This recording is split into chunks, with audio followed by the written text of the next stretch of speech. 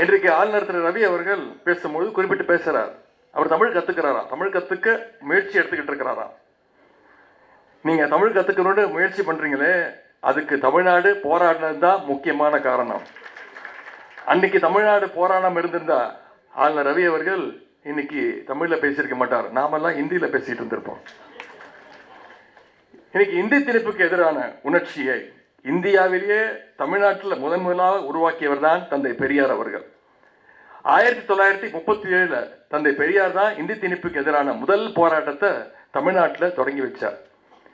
அப்ப தொடங்கி இப்ப வரைக்கும் எப்படியாவது தமிழ்நாட்டில் இந்தியை திணிக்க இன்னைக்கு வரைக்கும் முயற்சி பண்ணிட்டு இருக்கு ஒரு கும்பல். சமீபத்தில் புதிய கல்விக் கொள்கை ஒன்றிய பாஜக அரசு தமிழ்நாட்டுக்குள்ள திணிக்க பார்த்துச்சு. ஆனா தலைவர் அவர்கள் மற்ற மாநிலங்கள்லாம் ஏற்றுக்குச்சு.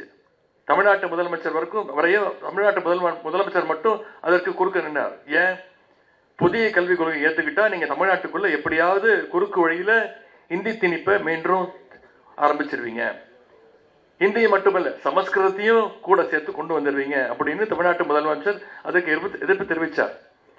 ஒன்றிய அமைச்சர் திரு தர்மேந்திர பிரதான் அவர்கள், பள்ளி கல்வித்துறை அமைச்சர் சொன்னார், புதிய கல்விக் கொள்கை நேஷனல் எஜுகேஷன் பாலிசியை தமிழ்நாடு ஏத்துக்கலன்னா ஒன்றிய அரசு கொடுக்க வேண்டிய நிதி 2500 கோடியை தமிழ்நாட்டுக்கு கொடுக்க மாட்டோம்னு. நிதினா ஏதோ ஒன்றிய அரசோட நிதியே கிடையாது, நாம கட்டியிருக்கக்கூடிய தமிழ்நாட்டு மக்கள் கட்டியிருக்கக்கூடிய வரிப்பணம், நம்மளுடைய வரிப்பணம் கொடுக்க மாட்டேன்னு சொன்னார். ஆனா நம்முடைய முதலமைச்சர் அவர்கள் மிகுந்த தெளிவோடு சொன்னார், நீங்க புதிய கல்விக் கொள்கை மூலமாக இந்தியை திணிக்க முயற்சிக்கிறீங்க, சமஸ்கிருதத்தை கொண்டு வர முயற்சிக்கிறீங்க, நாங்க ஒழிச்சு கட்டின புதிய குலக்கல்வி திட்டத்தை மீண்டும் தமிழ்நாட்டுக்குள்ள கொண்டு வர முயற்சிக்கிறீங்க. 2500 கோடி கிடையாது, நீங்க 10,000 கோடி கொடுத்தாலும் எந்த நாளும் உங்களுடைய புதிய கல்விக் கொள்கையை தமிழ்நாட்டுக்குள்ள நான் நுழைய விட மாட்டேன்னு சொல்லி சட்ட போராட்டத்தையும் நன்றி அதை பண்ணி அதையிலும் வெற்றி கண்டவர் தான் நம்முடைய முதலமைச்சர் அவர்கள், நம்முடைய கழக தலைவர் அவர்கள்.